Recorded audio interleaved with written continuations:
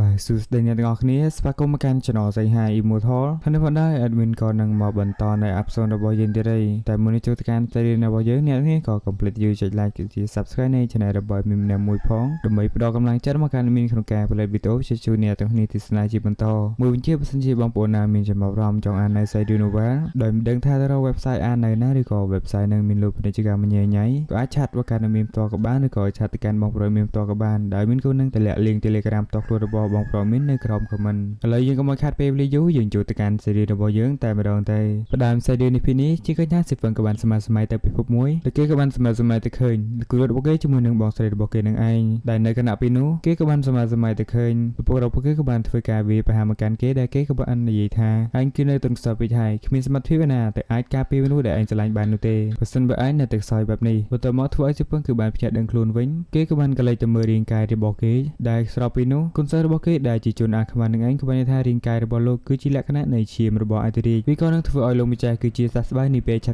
ប់នេះសិហ្វឹងក៏បានតបទៅកាន់គេវិញថាដូច្នេះអញគឺបានដឹងរឿងជាច្រើនណាស់មកហើយគេក៏តបទៅកាន់សិហ្វឹងវិញថាទោះបីជាលោកម្ចាស់អាចប្រើប្រាស់ដំណាក់កាលដំបូងនៃខ្សែឈាមរបស់អធិរាជយ៉ាងណាក៏ដោយក៏លោកម្ចាស់គ្មានអំណាចក្នុងការប្រឆាំងជាមួយនឹងគាត់បាននោះទេដោយលោកគេនិយាយបាត់មួយធ្វើឲ្យសិហ្វឹងក៏បាននិយាយថាខ្ញុំហាក់ដូចជាមានផ្លូវដែលត្រូវដើរឆ្ងាយជាងនេះគេក៏បាននិយាយទៅកាន់សិហ្វឹងវិញថាខ្ញុំគិតថាលោកម្ចាស់នឹងត្រូវបានបំផ្លិចបំផ្លាញវិជ្ជាគុណរបស់លោកទាំងអស់នៅក្នុងការប្រយុទ្ធដ៏ខ្លាំងក្លាមួយនេះសិហ្វឹងក៏បាននិយាយថាមានតែឯងនោះទេដែលត្រូវបានកាត់ឡើងមកវិញគឺដើម្បីបំផ្លិចបំផ្លាញប៉ុន្តែសម្រាប់ខ្ញុំនោះគឺខ្ញុំមិនឯងនោះទេព្រោះកាលពីវ័យកុមារនោះខ្ញុំគឺមានការតមជាមួយនឹងការវិដំទាំងនេះរួចទៅហើយបើមិនដូច្នោះទេខ្ញុំមិននឹងបានត្រូវស្លាប់តាំងពីយូរដែលលឺគេនិយាយបែបនោះធ្វើគេក៏បាននៅក្នុងចិត្តថាវាសសមណាស់ជាមួយនឹងខ្សែជីវិតរបស់អធិរាជដែលអាចស៊ូទ្រាំជាមួយនឹងការវិដំបែបនេះគេគឺពិតជាមានសមត្ថភាពអស្ចារ្យខ្លាំងណាស់តមកសិហ្វឹងក៏បានចាប់3បងស្រីទី2របស់គេនឹងឯងគេក៏បាននិយាយបន្ថែមទៀតថាខ្ញុំនឹងប្រឹងប្រែងឲ្យអស់ពីសមត្ថភាពដើម្បីការពារមនុស្សដែលនៅជុំវិញខ្លួនរបស់ខ្ញុំបើយើងក៏លេចមកមើលជនអាខ្មៅនេះវិញតាមពិតនោះលោកគឺបានជួបប្រងអំពីឪពុករបស់លោករួចមកហើយនេះពេលអនាគតវានឹងមានឧបសគ្គជាច្រើនដែលកំពុងរងចាំលោកម្ចាស់ហើយឪពុករបស់លោកក៏សង្ឃឹមថាលោកនឹងអាចឆ្លងផុតនៅឧបសគ្គទាំងនេះបានសេរីក៏កាន់មកកាន់ជិះវឹងដែលគេក៏កំពុងតែ3បងស្រីទី3របស់គេនឹងឯងហើយស្របពីនោះស៊ីតង់ក៏បានរត់មកទីនេះនឹងបានសួរទៅកាន់ស៊ីហ្វឹងថាស៊ីហ្វឹងតើពេលនេះគឺលោកមានអារម្មណ៍យ៉ាងណាដែរ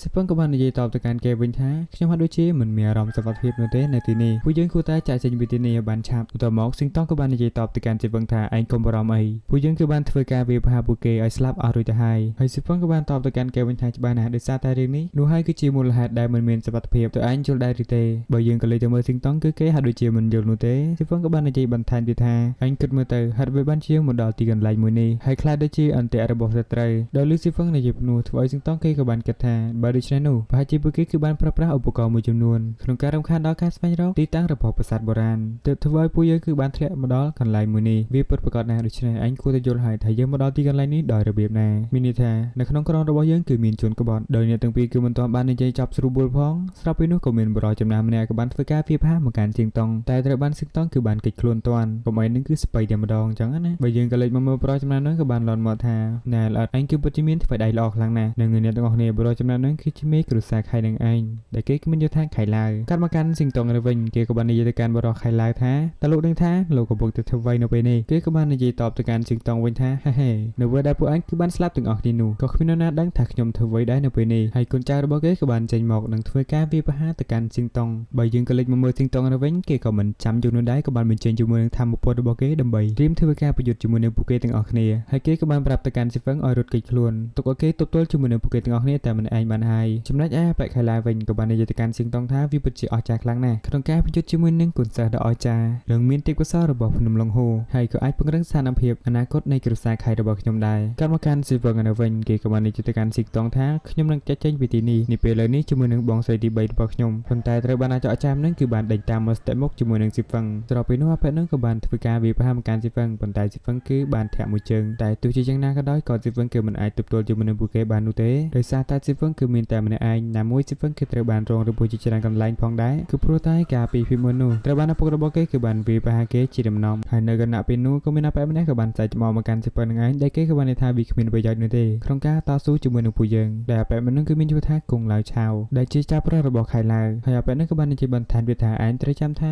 ឯងគុំក៏អ៊ឺតកតំខ្លាំងពេកអីតាំងឯងក៏បានប្រាប់ខ្ញុំអំពីបច្ចេកទេសដល់ទៅកម្មកលិននិងជំនាញសម្ងាត់ទាំង7របស់ឯងមកកាន់ខ្ញុំឥឡូវនេះខ្ញុំគួរតែសម្រាប់ឯងនេះបានយ៉ាងឆាប់រហ័សប៉ុន្តែមុនពេលដែលឯងស្លាប់នោះតើឯងអាចប្រាប់អំពីជំនាញរបស់ឯងទាំងអស់មកកាន់ខ្ញុំបន្ទាប់មកស៊ីវ៉ាក៏បាននិយាយទៅកាន់គេថាខ្ញុំអាចប្រាប់ឯងបានប៉ុន្តែឯងគឺគ្មានវាសនាបាន បានរៀនទីនោះទេដោយលឺស៊ីហ្វឹងនៃជីបែបនោះធ្វើគេក៏មានការផ្ទះផ្អើលនិងភ័យខ្លាចបន្តិចផងដែរនឹងបាននិយាយថាវាដូចជាមានភាពខុសខើខ្លាំងណាស់ចំពោះការហាត់រៀននៅវិជ្ជាមួយនេះហើយស្របពេលនោះផងដែរបងស្រីទី3របស់ស៊ីហ្វឹងនាងក៏បានភ្ជាប់ដឹងខ្លួនឡើងបន្ទាប់មកនាងក៏បានធ្វើការវាផាបែបហ្នឹងឲ្យឃ្លាតឆ្ងាយចាក់ជីពីទីនេះទៅដែលយើងមើលទៅការនាងទៅគឺពិតជាបារម្ភជាមួយនឹងស៊ីហ្វឹងខ្លាំងមែនតើបន្ទាប់មកនាងក៏បានមកលើកជាមួយនឹងស៊ីហ្វឹងហើយក៏សួរទៅកាន់ស៊ីហ្វឹងថាស៊ីហ្វឹងតើបងស្រីដេកយូរប៉ុណ្ណាហើយស៊ីហ្វឹងក៏បានតបទៅកាន់នាងថាបងស្រីគឺបានដេកលួងលោអស់ពី3ម៉ោងទៅហើយប្រសិនបើបងស្រីគឺមិនភ្ញាក់នោះហើយជាខ្ញុំក៏ត្រូវបានស្លាប់នឹងត្រូវឲ្យបងអុជធូបឲ្យខ្ញុំនៅឆ្នាំក្រោយដែលនៅគណៈពេលនោះក៏មានអាចចចាមនឹងក៏បានព័ន្ធមកធ្វើការវាប្រហារមកកាន់បងស្រីទី3របស់ស៊ីហ្វឹងនឹងឯងដែលនាងក៏បាននិយាយទៅកាន់ពួកគេថាជំរឿថាអ្នកណាហ៊ានប៉ះប្អូនប្រុសរបស់ខ្ញុំនឹងសម្លាប់ពួកគេអស់នាងក៏បានចាប់ច្បិចកអាប៉ែពេលនឹងឲ្យស្លាប់ភ្លាម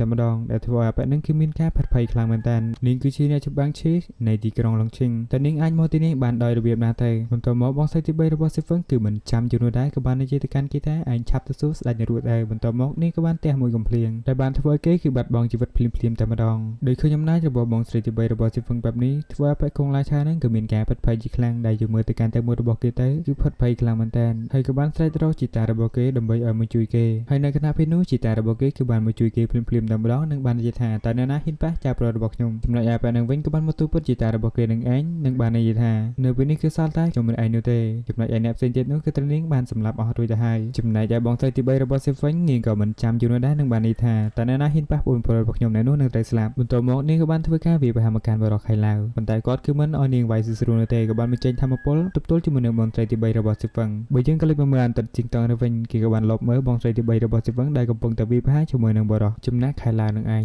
ដែលគេក៏បាននិយាយថានេះមែនទេគឺជាបងស្រីទី3របស់ស៊ីហ្វឹងតែនៅពេលនេះគឺនាងបានភ្ញាក់ឡើងហើយកាត់មកកាន់បរិខចំណាក់ខៃឡាវនៅវិញគេក៏បាននិយាយទៅកាន់បងស្រីទី3របស់ស៊ីហ្វឹងថាឈប់ទៅវាមិនមែនជារឿងដែលសមហេតុផលនោះទេក្នុងការសម្លាប់ចៅប្រុសរបស់ខ្ញុំនោះចំណែកឯបងស្រីទី3របស់ស៊ីហ្វឹងនាងក៏មិនចោលនោះដែរនាងក៏បាននិយាយថាខ្ញុំនឹងយកជីវិតរបស់លោកជាមុនសិនដោយលឺនាងនិយាយបែបនោះធ្វើគាត់ក៏បានបញ្ចេញធម្មពលរបស់គាត់ដែលយើងមើលទៅគឺខ្លាំងខ្លាមែនតើបន្ទាប់មកគាត់ក៏បានធ្វើការវាប្រហារទៅកាន់បងស្រីទី3របស់ហ្វឹងដែលនាងគឺមិនអាចទល់ជាមួយនឹងគាត់បាននោះទេចំណែកឯស៊ីហ្វឹងវិញគេក៏បានរត់មកកាន់បងស្រីទី3របស់គេនឹងឯងបន្ទាប់មកគេក៏បានលើកបងស្រីទី3របស់គេហើយក៏និយាយទៅកាន់នាងថាបងស្រីទី3គឺខ្ញុំទើបតែដឹងខ្លួនឡើងវិញចំពោះរឿងរ៉ាវមួយនេះគឺទៅខ្ញុំដោះស្រាយជាមួយនឹងពួកគាត់ទោះបីជាខ្ញុំដឹងថាខ្ញុំមិនស័ក្តិសមជាមួយនឹងធម្មពលរបស់គេនោះទេក៏ខ្ញុំនៅតែប្រយុទ្ធជាមួយនឹងពួកគេដោយមិនរុញរានៅឡើយហើយស្របពេលជាមួយគ្នាដែរសាច់រឿងភាគទី20របស់យើងក៏ត្រូវបានកាត់ចប់តែត្រឹមហ្នឹងមិនក៏សូមអរគុណអ្នកទាំងអស់គ្នាដែលបានទស្សនាវីដេអូរបស់មីនតាំងពីដើមរហូតដល់ចប់មួយវិញជាបើសិនជាបងប្អូនណាមានចំណាប់អារម្មណ៍ចង់អាននៅសាច់រឿង novel ក៏អាចឆាតទៅកាន់បងប្រុសមីនផ្ទាល់ក៏បានដោយមីនក៏នឹងដាក់ link Telegram របស់គាត់នៅក្រោម comment ហើយចំពោះរឿងវាងលេននឹងគឺមីនគឺបានដាក់ចប់ជាមួយនឹង chapter ហើយបងប្អូនក៏អាចចូលទៅអានបានអញ្ចឹងណាជាចុងក្រោយមីនក៏សូមជូនពរអរមុំកងទ័ពក៏ដូចជា